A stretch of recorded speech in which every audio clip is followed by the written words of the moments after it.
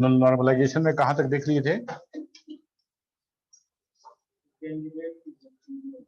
Keys देख रहे थे ना? ठीक।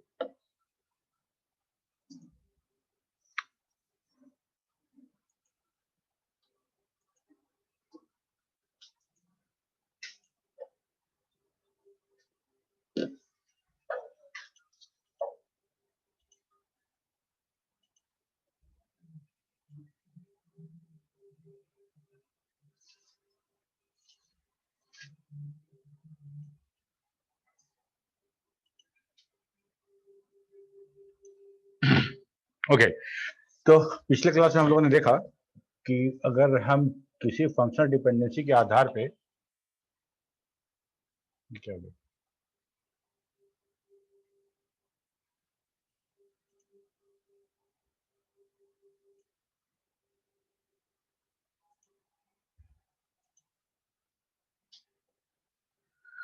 फंक्शनल डिपेंडेंसी के आधार पे अगर हम क्लोजर निकालते हैं, क्लोजर, और उसके क्लोजर में सारा का सारा एट्रीब्यूट्स आता है, तो हम बोलेंगे कि वो दैट इज सुपर की। सुपर की, ठीक है। कहने का मतलब सिंपल ऐसा याद रखने के लिए ऐसा समझो कि अगर हम किसी को सीआर बना रहे हैं, अगर पूरे बैच में 60 स्टूडेंट हैं सपोज करो, और उस 60 स्टूडेंट में एक कोई बॉस बना रहे हैं, या बोलो कि हम सुपर की फाइंड आउट कर रहे हैं, सुपर की फाइंड आउट कर रहे हैं, और सुपर की एक से ज्यादा भी हो सकता है कि गर्ल्स साइड का, बॉयज साइड का, या फिर ये एब्सेंट रहेगा तो दूसरा काम करेगा, ऐसे करके हम लोग बनाते हैं। ओके, तो उस सुपर की में से, सुपर की कहने का मतलब कि वैसा की या कॉम्बिनेशन ऑफ की जो किसी टपल को यूनिकली आइडेंटिफाई कर सकता हो, यूनिकली आइडेंटिफाई कर सकता हो। कहने का मतलब क्या कि हम अगर बोलते हैं roll number 1 select star from EMP या स्टूडेंट वेयर ईएमपी आईडी बराबर 1, ठीक है, तो हमको कितना रिकॉर्ड डिस्प्ले होना चाहिए अगर रोल नंबर प्राइमरी की है तो? एक रिकॉर्ड, जस्ट 1 रिकॉर्ड, ठीक है, 2 रिकॉर्ड तो नहीं होना चाहिए। मतलब हम कह सकते हैं ना कि रोल नंबर यूनिकली आइडेंटिफाई कर रहा है हर रिकॉर्ड, प्राइमरी की है कि यूनिकली आइडेंटिफाई कर रहा है, रोल नंबर के एक वैल्यू पे हमको एक टपल मिलेगा। क्या रोल नंबर के एक वैल्यू पे एक टपल मिलेगा? बोलो ना। Yes sir. ठीक है, अगर मान लो हम यही कहते हैं select star from the student where name बराबर अमित कुमार, गारंटी है क्या कि एक ही टपल मिलेगा? एक से ज्यादा मिल सकता है, अगर उसका अमित कुमार नाम का एक से ज्यादा स्टूडेंट है तो एक से ज्यादा मिलेगा। ओके, तो हम कह सकते हैं क्या कि हमारा अमित कुमार की है? कह सकते हैं। यूनिकली आइडेंटिफाई कहाँ कर रहा है? हम अमित कुमार घुंघराला वाल, जो घुंघराला बाल वाला जो अमित कुमार है उसका हम टपल चाह रहे थे, ठीक है, ये सीधा सीधा बाल वाला कर दे दिया। ठीक है, तो अमित कुमार नाम से हम यूनिकली आइडेंटिफाई नहीं कर पा रहे हैं, सारा अमित कुमार, 4 अमित कुमार का चारों को दे देगा, ठीक है। तो वैसा टपल जो यूनिकली हर रिकॉर्ड की यूनिकली आइडेंटिफाई नहीं कर पा रहा है, उसको हम की नहीं कह सकते। That will not the key of the database of the table. की का मतलब समझ में आ रहा है? यूनिकली आइडेंटिफाई करने का मतलब क्या कि हर रिकॉर्ड को अलग अलग हम रिकॉग्नाइज कर पाए। हमसे कोई बोले यशराज कौन है, तो हम बोले ये भी यशराज है, वो भी यशराज है, वो भी यशराज है, तो यूनिकली आइडेंटिफाई नहीं कर पा रहे हैं। हाँ? हमको कोई आके बोला कि यहाँ पे आओ और यहाँ पे मणिशंकर को खोजो कौन है, तो मतलब कि ये भी है, वो भी है, पता नहीं कौन है कौन है। तो इसका मतलब क्या कि हम नहीं पहचानते हैं। और की वैसा एट्रीब्यूट होगा जो किसी टपल को यूनिकली 1,00,000 रिकॉर्ड में से एक टपल को खोज के निकालने वाला जो की होगा वो हमारा क्या होगा? की बहुत सा है, अभी समझते हैं की होगा, ठीक है। अब रहा बात कि हम उस डेटाबेस में की कैसे डिसाइड करें, कि कैसे डिसाइड करें। किसी को उठा के नहीं बोलेंगे चलो तुम कल से सीआर बन जाओ, पता चला कि वो तो महीना में 2 दिन आता है, तो उसको सीआर बनाने से क्या फायदा? यस तो कुछ ना कुछ क्राइटेरिया होगा जिसके आधार पे हम डिसाइड करेंगे इस डेटाबेस का की कौन होगा, ठीक है, की कौन होगा। तो उसका आधार है हमारा फंक्शनल डिपेंडेंसी, उसका आधार है फंक्शनल डिपेंडेंसी। फंक्शनल डिपेंडेंसी के आधार पे हम ये देखते हैं कि जो कौन सा की किसको डिटरमाइन कर रहा है, इस आधार पे ये फाइंड आउट करते हैं कि किसके क्लोजर में, या क्लोजर कहने का मतलब कि उसका सारा का सारा डिपेंडेंसी हम निकालें। कुछ तो दिया रहेगा, क्वेश्चन में कुछ दिया रहेगा, और उसके आधार पे हमको जो रूल्स पढ़े हैं, रूल के आधार पे कुछ और हम डिड्यूस करेंगे, हम कुछ रिट्रीव करेंगे, सब मिला के देखेंगे कि पूरा स्कीमा इससे डिटरमाइन हो रहा है कि नहीं। इसको बोलते हैं क्लोजर। ठीक है, इसको बोलते हैं क्लोजर। और अगर कोई एट्रीब्यूट उस रिलेशन के सारे एट्रीब्यूट को डिटरमाइन कर रहा है, तब हम बोले कि हाँ ये की हो सकता है, ये की हो सकता है प्राइमरी की। लेकिन ये सुपर की तो उसी समय हो गया, जैसे ही उसके क्लोजर में सारा एट्रीब्यूट आया, वो एट्रीब्यूट सुपर की हो गया। ठीक है, बंद कर दो, कस के लगाओ।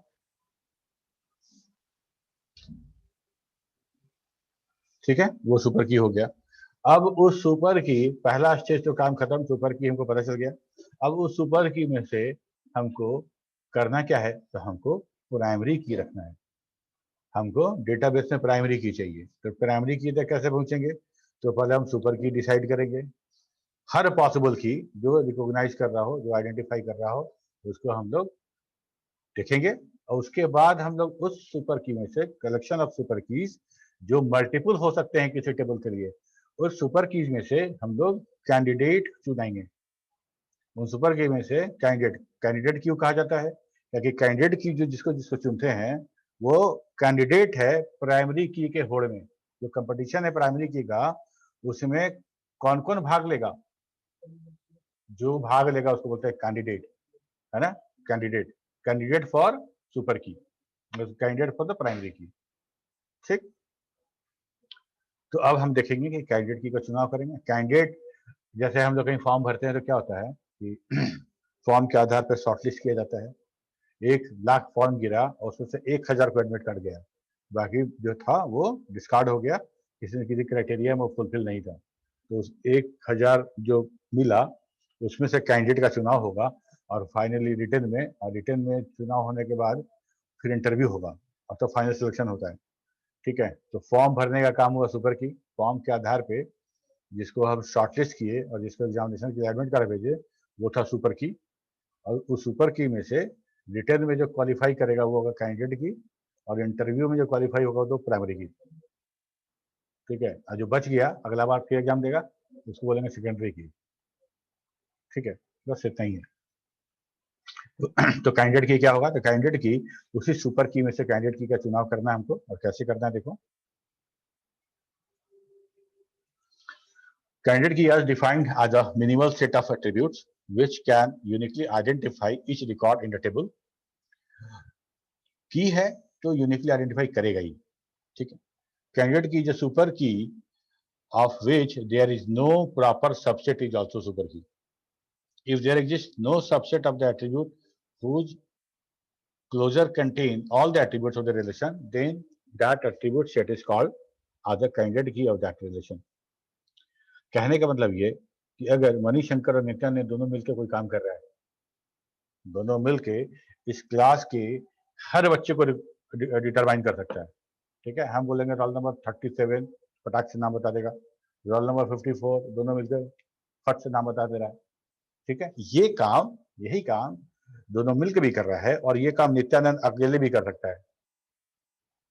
ठीक, तो हमको अगर काम होगा की का, तो हम दोनों को खड़ा करके मदद लेंगे या फिर सिर्फ नित्यानंद से मदद ले लेंगे, क्या बेटर है बताओ। एक से ही ले लेंगे, काम हो जाएगा। दोनों को, दो रिसोर्स क्यों यूज करेंगे, एक ही से हो जाएगा काम मेरा। या इसको अगर डेटाबेस की भाषा में समझते हैं तो ऐसा कि अब मेरे पास कोई आए कि मेरा फी स्ट्रक्चर बताइए, कितना ड्यूज है, कितना पेड है, तो हम बोलेंगे तुम अपना रोल नंबर ही बताओ और नाम ही बताओ। एक सिनेरियो है कि तुम रोल नंबर ही बताओ और नाम ही बताओ, तो हम तुम्हारा डिटेल बताएंगे। या हम ये बोले कि सिर्फ तुम रोल नंबर बताओ, हम तुम्हारा डिटेल बता देंगे। कौन सा बेटर है, रोल नंबर वाला। तो यहाँ पे हम ये कह रहे हैं कि मिनिमल सेट ऑफ एट्रीब्यूट्स जो होगा, जो कम सेट वाला होगा, उसको हम प्रेफर करेंगे कैंडिडेट की के लिए। ठीक है, कोई 3 एट्रीब्यूट वाला है, कोई 2 एट्रीब्यूट वाला है, तो हम 2 वाले को प्रेफर करेंगे। कब, जब एक कैंडिडेट की का अगर उसका अगर सबसेट भी है अगर सुपर की, तब हम उसको सुपर की को कैंडिडेट की नहीं मानेंगे। देखते हैं अभी एग्जांपल में।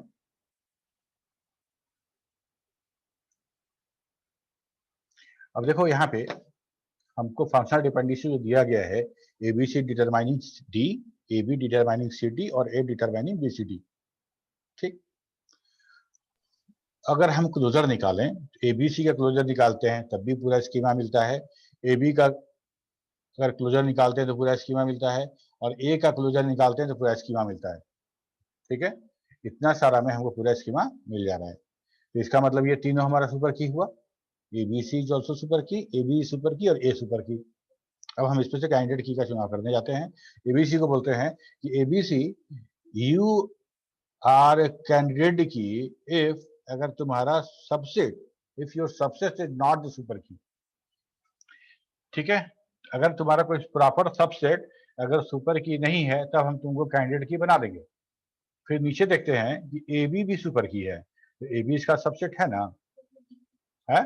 तो बोले भाई देखो ए बी हमको मिल गया, तुम्हारा छोटा भाई है, तुम्हारा छोटा भाई है, तो इसलिए तुम्हारा अब कैंडिडेचर जो था कैंडिडेट की का कैंसिल है, अब तुम कैंडिडेट की नहीं बन सकते हो। फिर अब यही प्रॉमिस ए बी से करते हैं कि ए बी तुमको कैंडिडेट की हम बना देंगे अगर तुम्हारा कोई प्रॉपर सबसेट अगर कैंडिडेट सुपर की नहीं होगा तो। ठीक है, फिर आगे बढ़ते हैं तो हमको मिलता है ए भी इसका सबसेट है। ठीक है, तब बोले भाई ए बी को बोले कि भाई तुम्हारा और छोटा भाई मिल गया है, इसलिए तुम्हारा भी, तुमको भी कैंडिडेट की हम नहीं बना सकते। ठीक है, एकदम यंग सबसे छोटा भाई जो ए अकेला बचा है, इसी को हम कैंडिडेट की बनाएंगे। दूसरा अगर सबसेट है,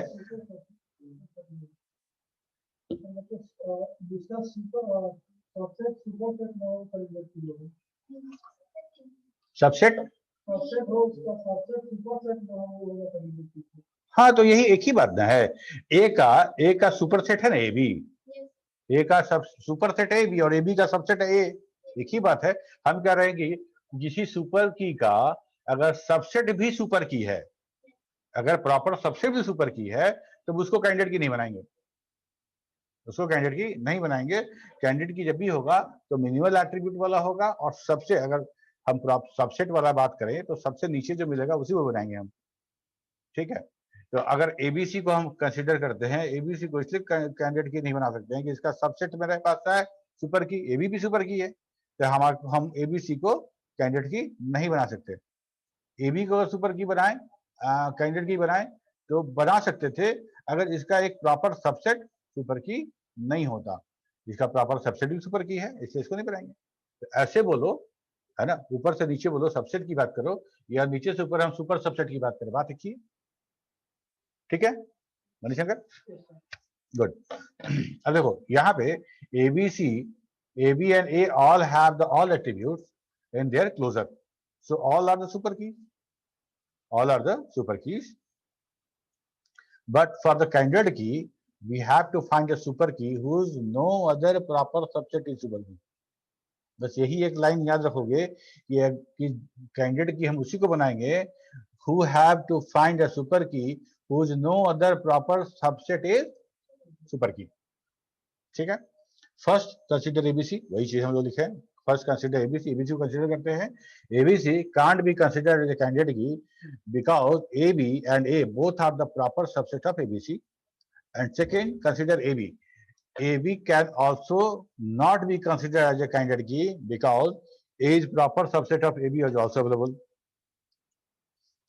अब हम कंसीडर करते हैं A को, A is minimal set of attributes and no other super key is present which is proper subset of A। A हमारा सिंगल वैल्यूड है, सिंगल एट्रीब्यूट है, ठीक है, उसका प्रॉपर सबसेट होने के बाद अब नहीं होता है। ठीक है, तो इस तरह से हम कैंडिडेट की का चुनाव करेंगे। और अगर मान लो दो सुपर की है, दो सुपर की है और दोनों का अगर सबसेट नहीं है, मतलब दोनों एक डोमेन का है ही नहीं, तब क्या करेंगे? दोनों कैंडिडेट की हो जाएगा, दोनों कैंडिडेट की हो जाएगा। ठीक है, यहाँ देखो, यहाँ पे बात कर रहे हैं हम लोग, एक फंक्शनल डिपेंडेंसी दी है B determining ACD and ACD determining B.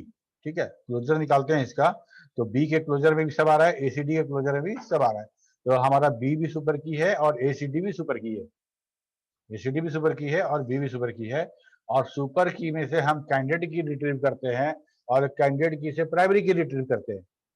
ठीक है, तो हमारे पास ऐसा कहीं कोई रूल नहीं है कि प्राइमरी की हो, वो फाइनली हमको तो प्राइमरी की चाहिए, हमारे डेटाबेस में हमको प्राइमरी की चाहिए, और प्राइमरी की के चुनाव हम इस स्तर से कर रहे हैं, वाले सुपर की फाइंड आउट कर रहे हैं, और सुपर की के बाद हम उसमें कंपेरिजन करके और अच्छा की हम कैंडिडेट की के रूप में ले रहे हैं, और बाद में उस कैंडिडेट की से प्राइमरी की चुनना है हमको। मेरा मकसद यही है कि सारे कैंडिडेट में से प्राइमरी की का हम चुनाव करें। ठीक है, तो हमको प्राइमरी की भी हमारा कंपोजिट हो सकता है, ऐसा कहीं रूल है कि प्राइमरी की जब भी होगा सिंगल वैल्यूड होगा या सिंगल एट्रीब्यूट होगा? नहीं।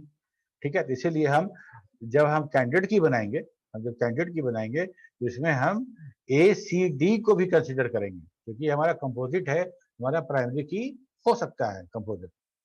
ठीक है, तो हमारा दो हमको कैंडिडेट की मिला, यहाँ से बी मिला और एसीडी मिला।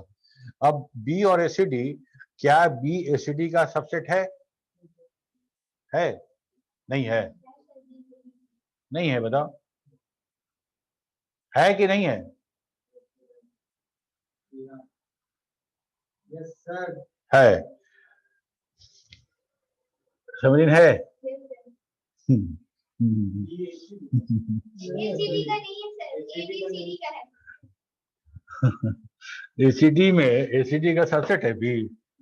नहीं है, तो कैसे तुम लोग बोल रहे हो? हाँ,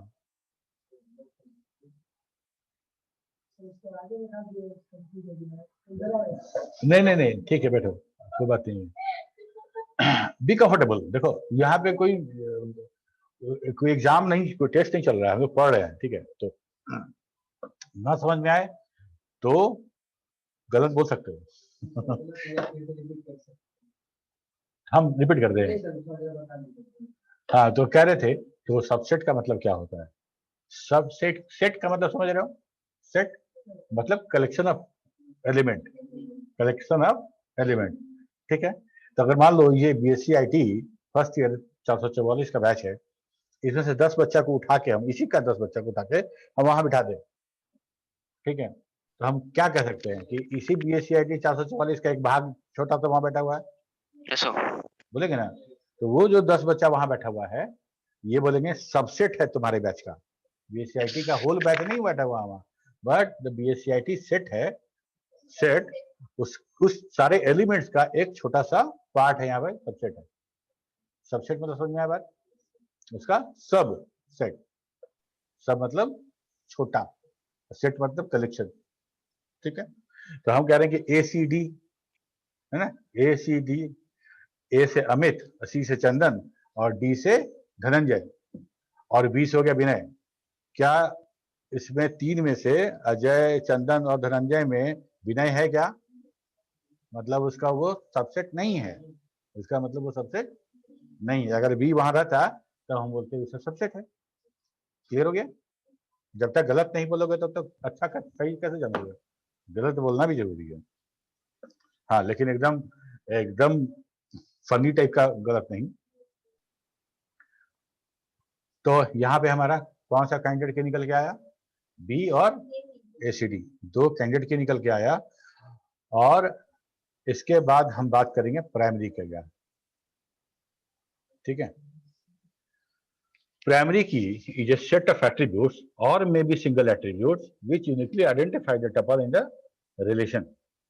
The primary key is minimal super key, so there is one and only one primary key use any relationship. For example, student ID, father's name, first name, middle name and last name and age. Super की एक से ज्यादा हो सकता है, candidate की एक से ज्यादा हो सकता है, और उस कैंडिडेट की में से जो कैंडिडेट की हुआ उस पे उस सारे कैंडिडेट की जो है वो सब के सब प्राइमरी की बनने लायक हैं, सब के सब प्राइमरी की बनने लायक हैं, और उसमें से किसी को भी प्राइमरी की के लिए सिलेक्ट किया जा सकता है। ठीक है, उसके लिए नियम नहीं है, उसके लिए नियम यह है कि अच्छा, आप लोग कुछ पूछना हो तो हैंड रेज कीजिएगा। ठीक है, उसके लिए नियम ये है कि जो डीबीए है, डेटाबेस डेवलपर है या डेटाबेस का काम जो कर रहा है, वो डिसाइड करेगा कि ये हमको ये कैंडिडेट की मिला तो किसको प्राइमरी की हम बनाएं। ठीक है, कैंडिडेट की से प्राइमरी की का जो चुनाव होगा उसमें कोई रूल नहीं है, सिर्फ रूल यही कि मिनिमल सेट ऑफ एट्रीब्यूट होना चाहिए। अगर मेरे पास दो कैंडिडेट की है, एक ACD है और एक बी है, दो कैंडिडेट की मिला ना, एक ACD मिला और एक बी मिला, और हम अगर डेटाबेस डेवलपर हैं या आप डेटाबेस डेवलपर हैं, इस दोनों में से किसी एक को प्राइमरी की बनाना होगा तो किसको बनाइएगा बताओ? बी को बनाएंगे, है ना, बी को बनाएंगे। क्यों? इसका मतलब लिटरली इसका मीनिंग ये हुआ कि हम तुमसे एक चाबी मांगेंगे और हम लॉक खोल लेंगे। ठीक है, एक एट्रीब्यूट का वैल्यू मांगेंगे और तुम्हारा वो टपल यूनिकली आइडेंटिफाई करके दे देंगे तुमको। और ACD का मतलब हुआ कि तीन टपल मिलकर, तीन एट्रीब्यूट मिलकर टपल को फाइंड आउट करेगा। तो तुम्हारा रोल नंबर भी मांगेंगे, तुम्हारा नाम ही मांगेंगे और फादर्स नहीं मांगेंगे, तब तुम्हारा टपल हम खोज निकालेंगे। बेवकूफी है। और सीधे रोल नंबर मांगे तुम्हारा टपल खोल कर निकाल दे, आईडी मांगे रोल नंबर निकाल दे, ज्यादा अच्छा है। तो ये इस तरह का जो एक्सपीरियंस होता है और जो नॉलेज होता है डीबीए का, डेटाबेस डेवलपर का या डेटाबेस एडमिनिस्ट्रेटर का, उसके आधार पर डिसाइड होता है कि किसको प्राइमरी की बनाया जाए। Clear? Primary key is decided by the DBA, and DBA takes all the candidate key in account and choose any one best suited to table. ठीक है, अब रहा अल्टरनेट की। ये वो अनलकी कैंडिडेट की हैं जो आए तो थे प्राइमरी के बनने के लिए, लेकिन बेचारे सिलेक्ट नहीं हो पाए। ठीक है, तो अल्टरनेट की और सेकेंडरी की is the key which is not selected as a primary key, but they are candidate key, runner up key है ये, है ना, रनर अप है। However, it is considered as a candidate key for the primary key. In other words, a candidate key not selected as a primary key is called alternate or secondary key. Candidate key is an attribute or set of attributes that you can consider as a primary key. ठीक है, तो हमारा alternate की है वो भी हमारा candidate की ही है, यही कैंडिडेट की ही है जो प्राइमरी की में सिलेक्शन में नहीं आ पाया। तो की के बाद अगर कोई भी की उठा के देख लो, वो सब की सबसेट है सुपर की का, है कि नहीं है? सुपर की सबसे बड़ा, उसके अंदर में जो हम खोजेंगे तो हमको कैंडिडेट की मिलेगा, उस कैंडिडेट की के ग्रुप पे हमको मिलेगा प्राइमरी की। ठीक है, तो प्राइमरी की सारा की एक से ज्यादा हो सकता है सिवाय प्राइमरी की के। प्राइमरी की जब भी होगा टेबल में तो एक ही होगा। हाँ, दो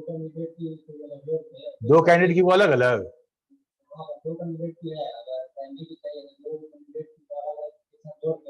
नहीं नहीं, दो कैंडिडेट की हमको अलग अलग मिला हुआ तो दोनों को जोड़ेंगे क्यों? तो दोनों को देखो, अगर हम दो अलग अलग की मिल रहा है, मान लो ए भी, एक मान लो हमको ए के क्लोजर में सारा का सारा एट्रीब्यूट आ रहा है, बी के क्लोजर में सारा सारा एट्रीब्यूट आ रहा था, तो की हुआ ए भी हुआ और बी भी हुआ। तो ए और बी को जोड़ने का क्या मतलब है? उसका कोई मतलब तो है नहीं। प्राइमरी की तो ऐसे भी हमको मिनिमल रखता है, ए और बी अलग अलग अगर, हाँ मान लो ए सबको डिटरमाइन कर रहा है और बी भी सबको डिटरमाइन कर रहा है, मतलब दो कैंडिडेट की ए और बी, दोनों सबसेट भी नहीं है, मतलब ए और बी को तो हम बोलेंगे ना कैंडिडेट की।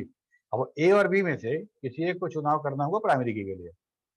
ठीक है, तो ए को चुनेंगे, मान लो ए को चुन लेते हैं, तो ए बी तो हमारा की है ही नहीं है साथ में, ए और बी साथ में तो की है ही नहीं है, वो तो मेरे क्लोजर में नहीं आया है, तो वो तो की सुपर की नहीं है। अगर अगर सुपर की जैसे ए और बी दोनों की है, तो हमको लगता है कि ए बी दोनों का अगर कंबाइन अगर तुम क्लोजर निकालोगे तो वो भी सुपर की हो जाएगा, वो भी सुपर की हो जाएगा। लेकिन ए और बी सुपर की कैसे सुपर की होगा, और ए और बी भी सुपर की है, तो ए बी तो हमारा कैंडिडेट की तो बनने से रहा, दूसरा प्रॉपर सबसेट है मेरे पास सुपर की का। ठीक है, तो कैंडिडेट की में शामिल ही नहीं होगा ए बी, तो फिर प्राइमरी की में उसको कंसिडर करना नहीं संभव है। समझ में आई बात ये आप लोग को? ये बात समझ में आई कि नित्यानंद पूछा कि अगर दो कैंडिडेट की है, दोनों कैंडिडेट की को कंबाइन करके हम प्राइमरी की बना सकते हैं कि नहीं बना सकते हैं? तो दो कैंडिडेट की है, दोनों अलग अलग है ना, एक इस क्लास का सीआर, एक उस क्लास का सीआर, दोनों को मिला के एक क्लास का सीआर नहीं बना सकते। और कैंडिडेट की बनाने के लिए उस कॉम्बिनेशन का सुपर की होना अनिवार्य है। तो अगर दो अलग अलग हमको मिल रहा है कैंडिडेट की, तो दोनों कंबाइंड सुपर की होगा तभी हम कैंडिडेट की मानेंगे, तब जाके प्राइमरी की के लिए कंसिडर करेंगे। लेकिन अगर दोनों, अगर ए और बी अलग अलग सुपर की है और ए बी भी सुपर की है, तो हमारा ए और बी को कैंडिडेट की मान सकते हैं, लेकिन ए बी को हम नहीं मानेंगे, क्योंकि दोनों का प्रॉपर सबसेट हमारा रहेगा, तो कैंडिडेट की ही नहीं बनेगा। खैर, यहाँ तक क्लियर हो तो बोलो आगे बढ़े। क्लियर है यहाँ तक सबका? Yes sir. गुड। इसके बाद हम बात करेंगे नॉर्मलाइजेशन का। क्या जानते हैं नॉर्मलाइजेशन के बारे में आप लोग अभी तक, वो बताइए।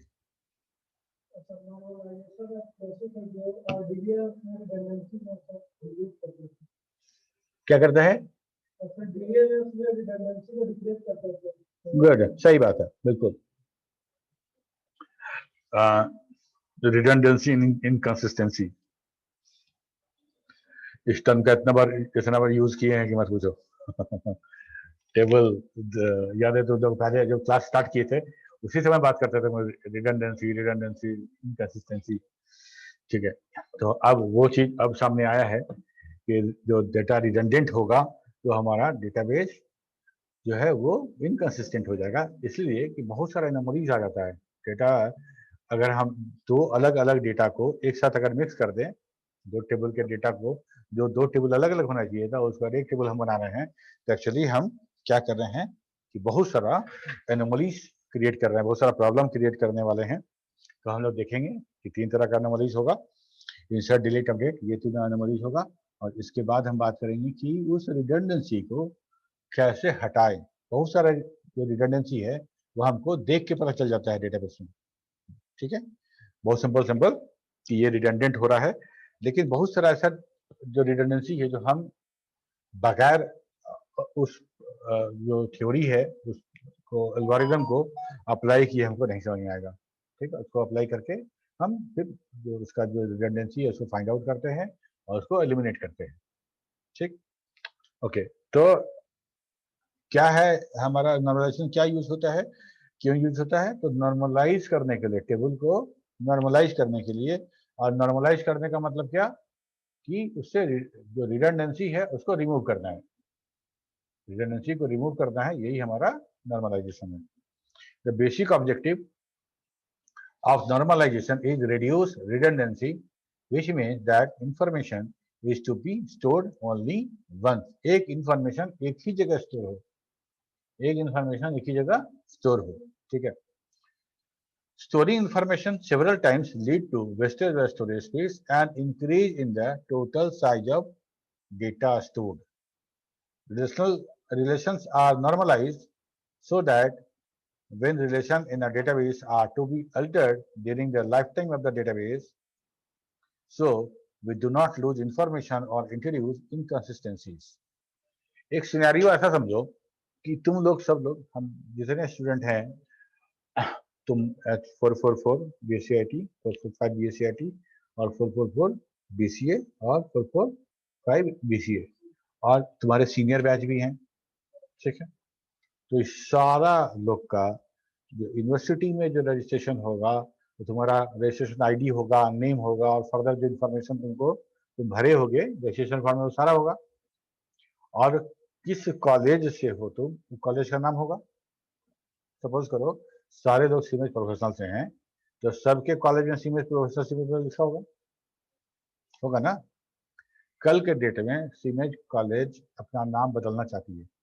पहला तो ये समझो कि अगर पूरा 500 स्टूडेंट है, 500 स्टूडेंट सीनियर प्रोफेशनल कॉलेज, बहुत लंबा सा नाम है, या स्वतंत्रता सेनानी वाला नाम तो और लंबा है, तो और उतना डेटाबेस में हर स्टूडेंट के कॉरेस्पॉन्डिंग कॉलेज नेम है।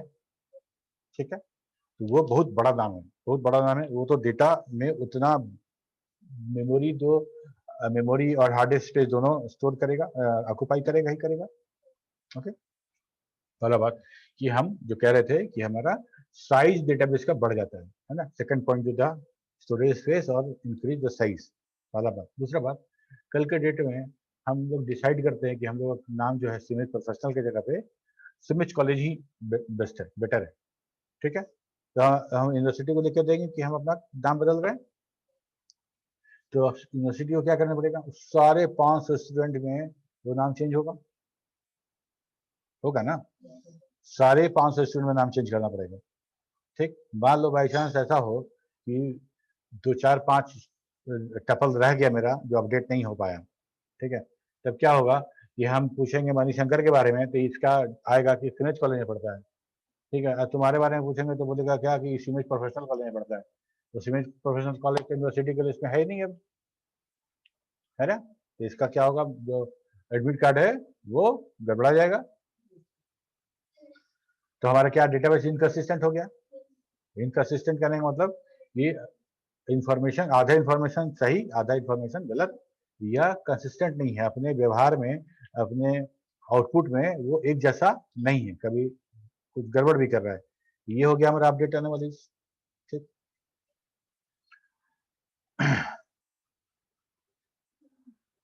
एक और ऐसा लेते हैं कि मान लो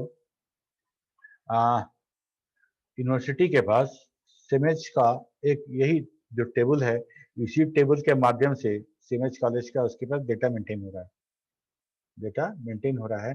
और तुम लोग सब लोग पास आउट हो जाते हो, लेटेस्ट सपोज, ऐसे तो डेटा तो रहता है यूनिवर्सिटी में, पास आउट करने का डेटा तुम लोग का डिलीट नहीं होगा, लेकिन हम मान लें कि अगर पास आउट हो जाओ और ये 500 स्टूडेंट सारे के सारे अगर पास आउट हो जाए, सबका डेटा डिलीट कर देना पड़ता है, मतलब डिलीट कर दे रहे हैं। तो डिलीट कर रहे हैं तो कॉलेज का इन्फॉर्मेशन भी तो यूनिवर्सिटी को इसी डेटा बेस से मिल रहा है। अगर 500 रिकॉर्ड डिलीट हो जाए तो यूनिवर्सिटी के पास कोई इन्फॉर्मेशन नहीं है सीमेज कॉलेज के बारे में। ठीक है, तो ये हमारा हो गया डिलीट एनोमलीज। हम उसको अभी डिटेल देखेंगे एग्जांपल देके। देखो तो अगर कुछ बोले क्या, तो due to redundancy there are 3 anomalies in database. पहला है अपडेट, फिर है insertion anomalies and deletion anomalies. Update anomalies में क्या होगा, जो भी हम लोग बात किए कि this anomaly is called due to data redundancy, redundant information make updates more difficult. ठीक है, ये रोल नंबर है, नेम है, बैच है, और हर बैच के जो एचओडी हैं उनका नाम लिखा गया है। तो B S C I T Pramod sir हैं, बीसीए के अमित सर हैं, BSc IT के भी प्रमोद सर हैं, और उनका फोन नंबर है। ठीक है, ये डेटाबेस लिखा गया। अब मान लो कहते हैं कि if HOD of batch is changed और even phone number of any HOD get change, क्या करना पड़ेगा, कितना रिकॉर्ड हमको अपडेट करना पड़ेगा सोचो। ठीक है, कहने का मतलब मान लो BSc IT के जो प्रमोद सर हैं ये चेंज हो गए, कोई दूसरे सर आ गए, तो जितना BSc IT का कॉलम होगा, जितना रो होगा, सब जगह प्रमोद सर का नाम चेंज होगा। मान लो प्रमोद सर का मोबाइल भुला गया और नया मोबाइल लिए और उनका फोन नंबर चेंज हो गया, तो जहां जहां प्रमोशन है सब जगह फोन नंबर चेंज करना पड़ेगा। ठीक है, तो इससे क्या होगा कि एक तो प्रॉब्लम बढ़ गया, एक प्रॉब्लम हो गया, और इसमें डेटा रिडंडेंसी का चांस बहुत बढ़ गया। डेटा रिडंडेंसी का चांस बहुत बढ़ गया, सॉरी, डेटा रिडंडेंसी के कारण हमारा इनकंसिस्टेंसी का चांस बहुत बढ़ गया। अगर कोई टपल अगर किसी कारणवश अगर अपडेट नहीं हो पाता है तो फिर वो गलत इंफॉर्मेशन देगा, और हो सकता है कि रोल नंबर 102 जो BSc IT का है उनके HOD में सही एड्रेस सही इंफॉर्मेशन दे, और हो सकता है 110 भी BSc IT का है उसमें इंफॉर्मेशन कुछ और दे दे। ठीक है, इसी को बोलते हैं इनकंसिस्टेंट, इसी को बोलते हैं इनकंसिस्टेंट।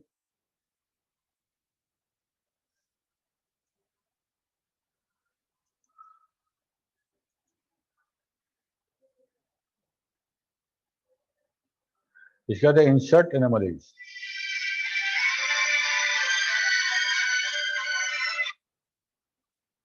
अच्छा, एक मिनट।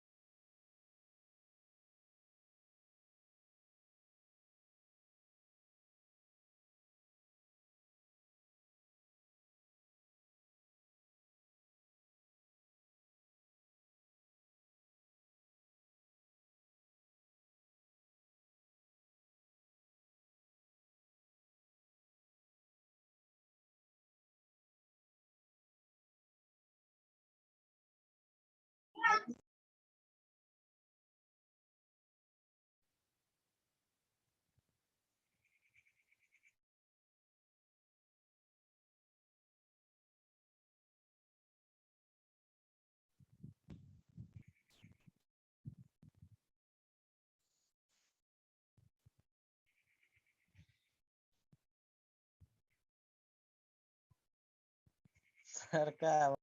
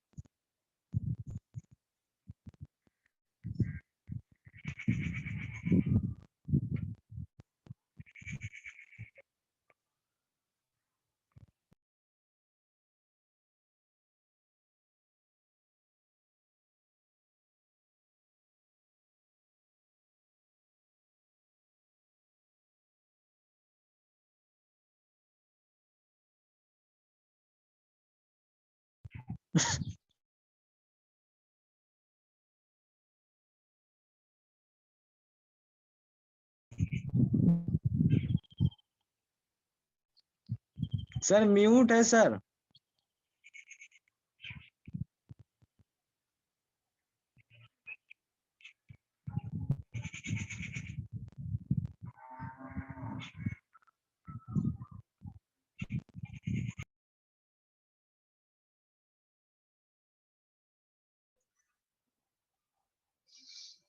ठीक, थैंक यू। ओके, तो ये हमारा अपडेट एनोमलीज हो गया, डिलीट एनोमलीज हो गया। डिलीट एनोमली एक बार फिर से बोलते हैं, माइक ऑफ था। तो डिलीट एनोमलीज हम ये कह रहे हैं कि अगर मान लो कोई टेबल है और उस टेबल में से कुछ इंफॉर्मेशन, कुछ टेबल हम अगर डिलीट कर रहे हैं और कुछ और भी डिलीट हो जा रहा है साथ में, तो उसको हम बोलते हैं डिलीट एनोमलीज। तो यहाँ पे अगर हम ऐसा देखें कि हम इस टेबल को हम डिलीट करें, सारे स्टूडेंट का नाम, तो इसी टेबल में हमारे एचओडी हैं डिपार्टमेंट के, उनका फोन नंबर भी है, ये भी डिलीट हो जाएगा, ये भी डिलीट हो जाएगा, जबकि ये डिलीट नहीं होना चाहिए था। ठीक है, जिसको हम बोलते हैं डिलीट एनोमलीज। ठीक है, तो क्या करेंगे हम, अगर एचओडी और उनका फोन नंबर अलग कर दें और हर एचओडी का और उनका एम्प्लॉय आईडी बना दें, तो हम यहाँ सिर्फ आईडी रखेंगे तो काम हो जाएगा। यूनिवर्सिटी क्या करते हैं, तो सिमेज प्रोफेशनल कॉलेज ना रख के उसके पास एक कॉलेज का डेटाबेस है, उसमें हर कॉलेज का नाम एक बार आया हुआ है और उसको एक कॉलेज आईडी दिया गया है, कॉलेज आईडी दे दिया गया है। सिमेज कॉलेज, उसका आईडी 444 भी है, और एक और कॉलेज है उसका नाम है 445। ऐसा बहुत सारा कॉलेज होगा जिसको ये मिला होगा। तो तुम मुझे था ना 500 बच्चा है, उस 500 बच्चे में जो कॉलेज आईडी है वही होगा 444 और 445। दो फायदा हुआ, पहला तो ये कि डेटा छोटा हो गया, बड़ा कॉलेज का नाम लिख रहे थे, उससे अब हमको मात्र 3 कैरेक्टर का, 3 डिजिट का कॉलेज आईडी लिखना है। पहला बात तो ये हो गया। दूसरा बात, कल के डेट में अगर हम कॉलेज का नाम चेंज करना चाहते हैं तो कॉलेज डेटाबेस में जाके 444 के करस्पॉन्डिंग जो कॉलेज का नाम चेंज कर देंगे, हमको 500 के रिकॉर्ड में तो नहीं चेंज करना पड़ेगा। 444 अभी तक सिमेज प्रोफेशनल था, अब सिर्फ सिमेज है, काम खत्म हो गया। अगर हम 500 का रिकॉर्ड डिलीट भी कर देते हैं तो मेरे कॉलेज डेटाबेस में सिमेज का सारा डिटेल रहेगा। तो समझ में आया बात? हाँ, मेमोरी लॉस, मेमोरी लॉस मतलब हाँ, ज्यादा मेमोरी नहीं लेगा। ठीक है, यहां तक समझ में आया आप लोग को? Yes sir. ठीक है, ओके, फिर चलो फाइन, अगले क्लास में इसको और आगे हम लोग देखेंगे। ठीक है, बाय बाय।